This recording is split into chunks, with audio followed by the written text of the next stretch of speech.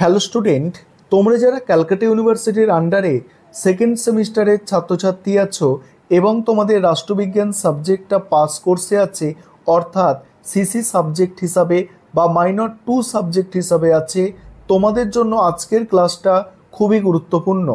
আজকের ক্লাসে তোমাদের লাস্ট মিনিট সাজেশন নিয়ে আলোচনা করব। আর এই লাস্ট মিনিট সাজেশানে তোমাদের গুরুত্বপূর্ণ 10টা প্রশ্ন আমি বলে দেব, যেখান থেকে তোমরা পরীক্ষায় অতি অবশ্যই কমন পাবে। তাহলে সম্পূর্ণ সাজেশনটা তোমরা দেখতে থাকো। দেখো, যে প্রশ্নগুলো সব থেকে গুরুত্বপূর্ণ তোমাদের বলেছে কি বাছাই করে 10টা প্রশ্ন বলবো। সেই 10টা প্রশ্নর পাশে এই ধরনের রেড কালি দিয়ে স্টার দেয়া আছে, যাতে তোমাদের বুঝতে সুবিধা হয়।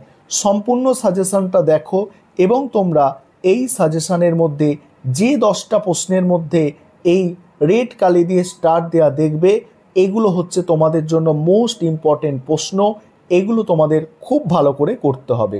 তোমাদের সাজেশনটা আলোচনা করব, তার আগে কোয়েশ্চেন প্যাটার্নটা একবার তোমাদের বলবো।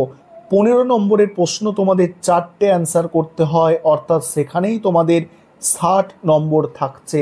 অর্থাৎ 15 নম্বরের প্রশ্ন তোমরা বেশি গুরুত্ব দাও, ভালো করে করো। যে 10টা প্রশ্ন আমি ইম্পর্টেন্ট বলছি, এই 10টা প্রশ্ন অতি অবশ্যই করবে। এখান থেকে কোনো প্রশ্ন আর বাদ দেওয়ার চেষ্টা করবে না। চলো তোমরা দেখে নাও।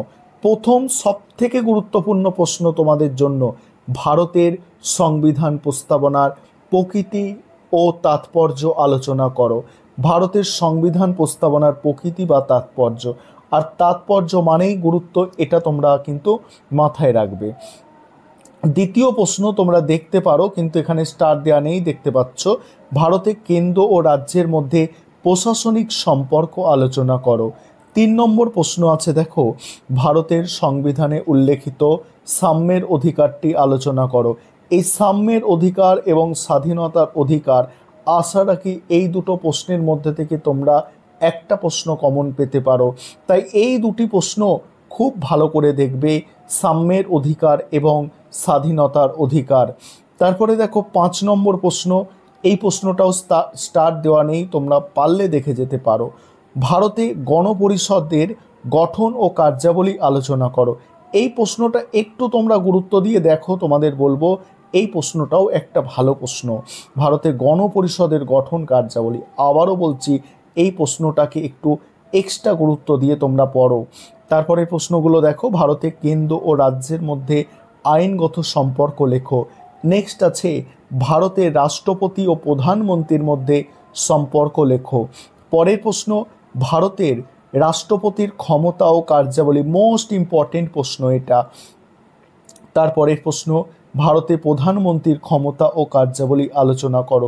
এই প্রশ্নটাও একটু ভালো করে দেখতে পারো, কারণ তোমরা নতুন সিলেবাসে পরীক্ষা দিচ্ছ, সেক্ষেত্রে তোমাদের এই প্রশ্নটাও, প্রধানমন্ত্রীটাও গুরুত্বপূর্ণ। তারপরের প্রশ্ন দেখো, তারপরের প্রশ্ন আছে, ভারতীয় যুক্তরাষ্ট্রের প্রকৃতি আলোচনা করো। এটা খুব একটা গুরুত্বপূর্ণ প্রশ্ন নয়। ভারতের রাষ্ট্রপতির জরুরি ক্ষমতা আলোচনা করো। নেক্সট আছে, ভারতের লোকসভার স্পিকারের কার্যাবলী আলোচনা করো। তোমাদের মডিউল 1 থেকে আমি টোটাল 12টা প্রশ্ন বললাম, সেখানে দেখবে স্টার দেওয়া কটা আছে, এখানে একটা হলো 12 নম্বর প্রশ্নটা স্টার দেওয়া আছে। তারপরে দেখো 1 নম্বরটা স্টার আছে, দুটো হলো এখানে, 3 নম্বরটা স্টার, 3টে হলো, 4টে হলো, 5টা হলো। 5টা হচ্ছে মডিউল 1 থেকে তোমরা 3টে স্টার দেওয়া বা 4টে স্টার দেওয়া প্রশ্ন পেলে, যেগুলো তোমাদের জন্য মোস্ট ইম্পর্টেন্ট প্রশ্ন, 5টা প্রশ্ন পেলে। এবারে দেখো মডিউল 2 থেকে যেগুলো তোমাদের খুবই গুরুত্বপূর্ণ, দেখো, ভারতের সংবিধান সংশোধন পদ্ধতি সম্পর্কে আলোচনা করো। তারপরের প্রশ্ন আছে, ভারতের কমিটি ব্যবস্থার ওপর একটি টিকা লেখো। পরের প্রশ্ন, সংবিধানের কার্যাবলী পুনর্বিবেচনার জন্য গঠিত জাতীয় কমিশনের প্রধান প্রস্তাবগুলি আলোচনা করো। নেক্সট আছে, ভারতের লোকসভা ও রাজ্যসভার মধ্যে সম্পর্ক লেখো, মোস্ট ইম্পর্টেন্ট প্রশ্ন। তারপরের প্রশ্ন, লোকসভায় আইন পাসের পদ্ধতি সম্পর্কে আলোচনা করো। নেক্সট আছে, মুখ্যমন্ত্রীর ক্ষমতা ও কার্যাবলী আলোচনা করো। নেক্সট, রাজ্যপালের ক্ষমতা ও কার্যাবলী আলোচনা করো। নেক্সট, রাজ্য আইনসভার গঠন ও কার্যাবলী আলোচনা করো। নেক্সট আছে, সুপ্রিম কোর্টের গঠন কার্যাবলী আর হচ্ছে হাইকোর্টের গঠন কার্যাবলী। আশা রাখি এই দুটো প্রশ্নের মধ্যে থেকেও তোমরা একটা কমন পেতে পারো। দেখো এখানে মডিউল 2তে আমি 10টা টোটাল প্রশ্ন বললাম, তার মধ্যে কটা প্রশ্ন স্টার আছে দেখো, একটা, দুটো, তিনটে, এখানে তিনটে, এবং দেখো এই একটা চারটে, এবং তারপরে দেখো এই একটা পাঁচটা। অর্থাৎ মডিউল 1 থেকে তোমাদের 5টা 15 নম্বরের প্রশ্ন এবং মডিউল 2 থেকে 5টা 15 নম্বরের প্রশ্ন সব থেকে গুরুত্বপূর্ণ। এবারে তোমরা 5 নম্বরের প্রশ্নগুলো দেখে নাও। 5 নম্বরের প্রশ্ন তোমাদের 3টে পরীক্ষায় লিখতে হয়, 5 নম্বরের প্রশ্নগুলো দেখবে। তার আগে একটা বিষয় তোমাদের বলবো, তোমাদের জন্য স্টাডি মেটেরিয়াল তৈরি করা হয়েছে।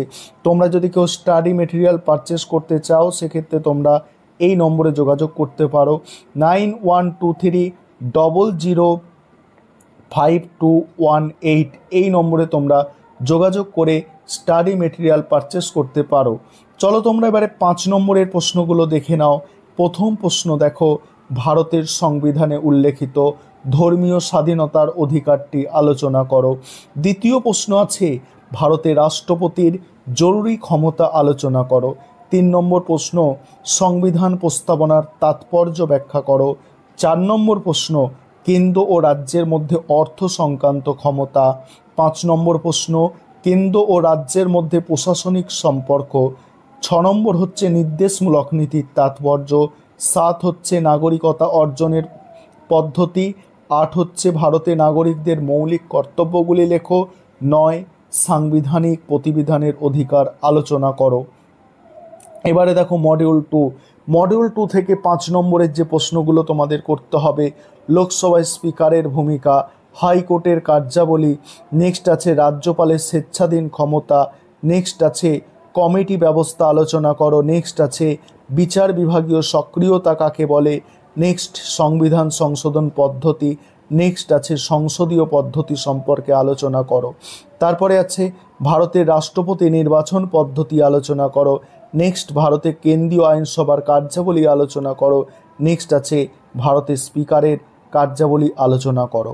এগুলো তোমাদের এক্সট্রা প্রশ্ন। আমি তোমাদের মডিউল 2 থেকে 7টা প্রশ্ন দিয়েছি, মডিউল 2 থেকে 5 নম্বরের 7টা প্রশ্ন। এই 7টা প্রশ্ন করবে, আশা রাখি এখান থেকে তোমরা 5 নম্বরের প্রশ্ন কমন পাবে।